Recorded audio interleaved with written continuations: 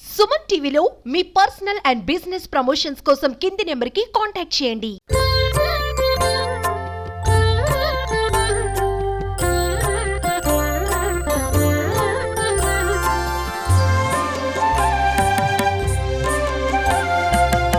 ఓం నమ శివాయ.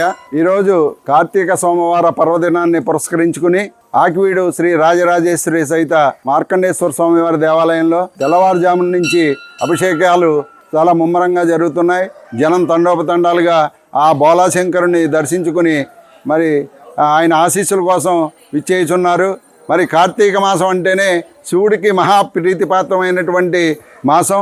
అందున సోమవారం అంటే మరి అత్యంత మహిమాన్వితమైనటువంటి పర్వదినం. కార్తీక సోమవారం రోజున ఆ పరమేశ్వరుడికి ఏదైతే మనం ఫలం పుష్పంతో అన్నారు, మనం నీరు కానీ పాలు కానీ ఏదైనా ఒక ద్రవ్యంతో అభిషేకం చేసి మరి ఆయన్ని దర్శించుకున్నట్లయితే కోటి జన్మల పాపాలు క్షయమయ్యి మరి ఈ జన్మలోనే ముక్తిని ప్రసాదించేటువంటి శక్తి ఆ దేవదేవునికి ఉంది.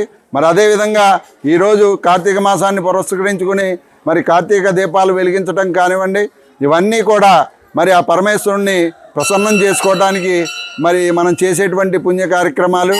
మరి ఈ విధంగా ఈ యొక్క కార్తీక మాసం సందర్భంగా ప్రతి ఒక్కరూ కూడా ఈ యొక్క పరమేశ్వరుని దర్శించుకుని అభిషేకం చేసినట్లయితే మరి అనేకమైనటువంటి పాపాలు క్షయమవుతాయి.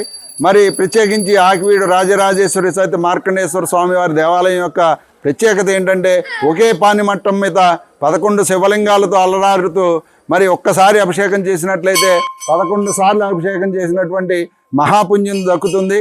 మరి అదేవిధంగా మరి ప్రతి ఒక్కరూ కూడా గర్భగుడిలోకి వెళ్ళి స్వయంగా అభిషేకం చేసుకునేటువంటి అవకాశం మరి ఈ యొక్క దేవాలయంలో ఉంది.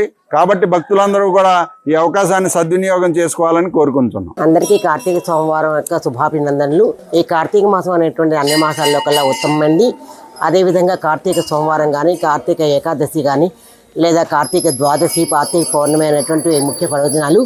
ఏ సంవత్సరం అంతా కూడా దీప పెట్టడం వాళ్ళు కార్తీక మాసంలో ప్రతిరోజు కూడా తులసికోట దగ్గర దీపం పెట్టి సాయంకాలం ఆకాశ దీపం చేసినట్లయితే కనుక పితృదేవతలు తరిస్తారని చెప్పి పురాణ సూక్తి. ఎందువల్ల అంటే మహాలయ పక్షంలో పితృదేవతలందరూ కూడా భూమి మీదకి వచ్చి ఉంటుంటారు. వారందరూ సంతృప్తి చెందిన తర్వాత కార్తీక మాసంలో వారి స్వర్గలోకాలకి తిరిగి వెళ్ళడం జరుగుతుంటుంది. ఆ వెళ్ళేటువంటి సందర్భంలో వాళ్ళకి దారి కనపడడం కోసం మార్గ మధ్యంలో ప్రతి దేవాలయం దగ్గర కూడా సాయంత్రం సంధ్యా సమయంలో ఆకాశ దీపం అనేటువంటిది పెడుతూ ఉంటారు. ఆ దీప వెలుగులో వారి యొక్క దారిలో వాళ్ళ స్వర్గానికి చేరడం అనేటువంటిది జరుగుతూ ఉంటుంది. అందుకని కార్తీక మాసంలో ప్రతిరోజు కూడా తులసి కోట దగ్గర బృందావనం కింద లెక్క. అక్కడ విష్ణుమూర్తి, లక్ష్మీదేవి కొలువై ఉంటారు.